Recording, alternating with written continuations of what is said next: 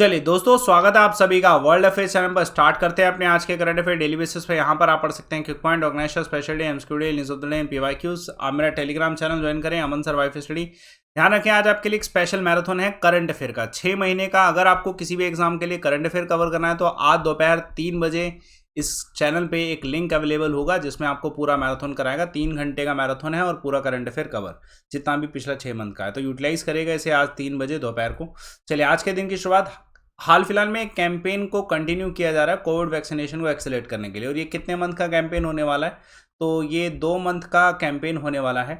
और देखिए, ये जो कैंपेन है कौन सा है? हर घर दस्तक है। इससे पहले भी हर घर दस्तक इनिशिएटिव को स्टार्ट किया गया था नवंबर 2021 में, वो कंप्लीट हो चुका है। और अब जो है हर घर दस्तक का जो है 2.0 अभियान को शुरू किया गया, जिसको इम्प्लीमेंट सेकेंड राउंड में जो किया जा रहा है 1 जून से लेके जो है 31 जुलाई तक किया जा रहा है। तो ये कंटिन्यूएशन में रहेगा। 2 मंथ का लॉन्ग कैंपेन है जिसमें कोविड वैक्सीनेशन जो है हर व्यक्ति को दिया जाएगा। देखिए, जिसने भी अभी वैक्सीनेशन नहीं करवा रखा, चाहे वो किसी भी ठीक है, अगर वो एलिजिबल पॉपुलेशन में आता है तो उसको डोर टू डोर कैंपेन में भी जो है वैक्सीनेशन दिया जाएगा। मिशन मोड ऑन हो चुका है हर एक स्टेट यूनियन टेरिटरी में, हेल्थ मिनिस्ट्री के द्वारा ये किया जा रहा है। दूसरा क्वेश्चन देखिए, वाइस प्रेसिडेंट अभी विजिट पे हैं, तो एम वेंकैया नायडू जी अब कौन सी कंट्री में अराइव कर रहे हैं? तो अब सेनेगल कंट्री में। देखिए, इससे पहले इन्होंने जो है गैबोन में जो है अपना, मैंने आपको पूरा डिटेल बता दिया था। वाइस प्रेसिडेंट जो है सेनेगल में है, second leg of 3 nation tour, जिसमें जो है इनका जो है डेलीगेशन इनके साथ है।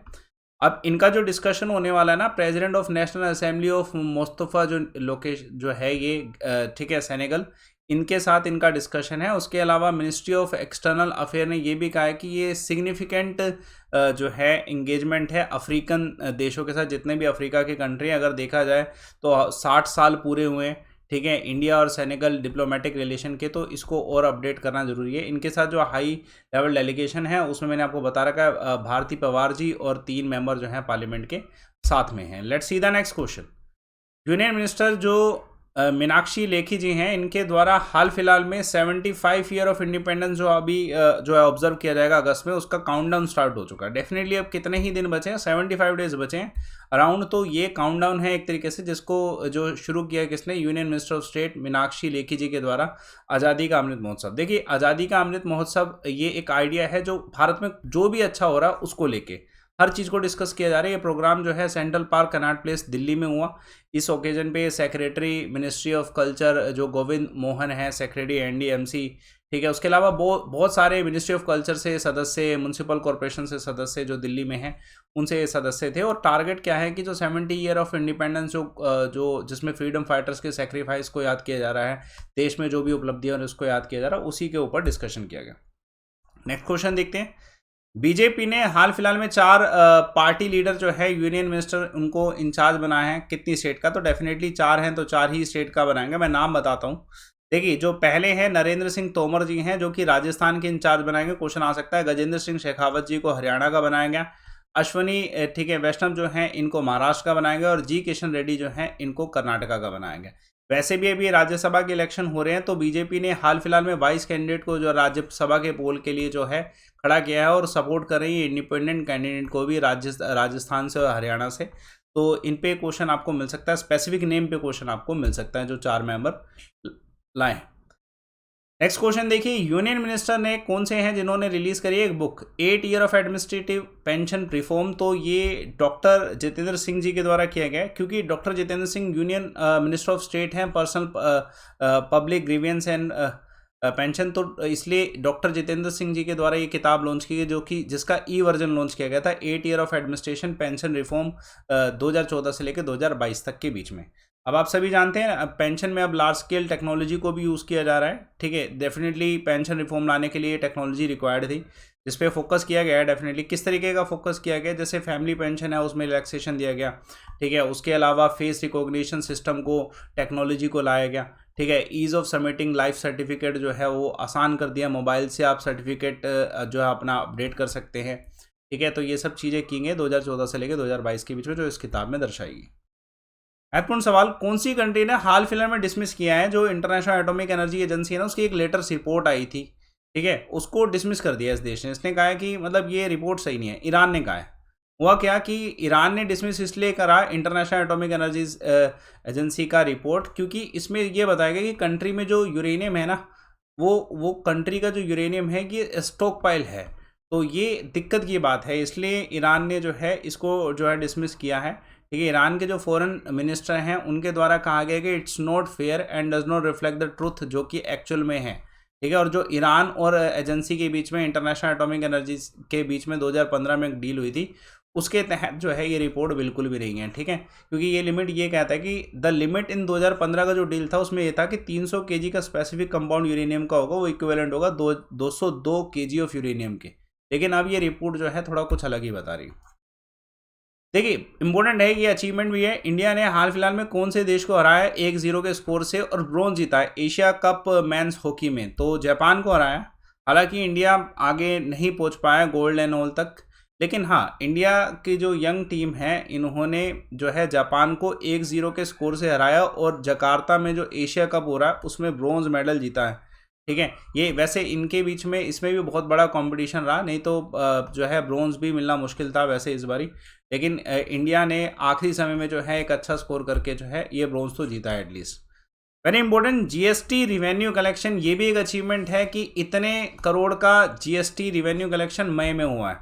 अगर हम इसे कंपेयर करें, जैसे इतना वैल्यू है 1.40 लाख करोड़ का जो वैल्यू है ये मई में मिला है, it is a increase of 44% year on basis अगर देखा जाए, क्योंकि लास्ट ईयर मई में जो है 97 करोड़ का था और इस बारी 1.40 लाख करोड़ का है। तो ये बहुत बड़ी अचीवमेंट है। जीएसटी कलेक्शन एक अमूमन होता है कि अगर जीएसटी कलेक्शन देखा जाए, ठीक है, अगर हम रिलेट करें तो अप्रैल और मई का जीएसटी कलेक्शन में थोड़े उतार चढ़ाव आते हैं, लेकिन इस बार वो उतार चढ़ाव भी नहीं आया, तो एक अच्छी बात है। Let's see the next question. हाल फिलहाल में कौन से ऐसे व्यक्ति हैं भारत के जो कि जो अभी वुमेन बॉक्सर जो हैं, ठीक है, जैसे निक्षात जरीन जी, मनीषा मोहन जी एंड परवीन हुड्डा जी, इन सभी से मिले हैं? तो प्राइम मिनिस्टर नरेंद्र मोदी जी ने मीट किया है।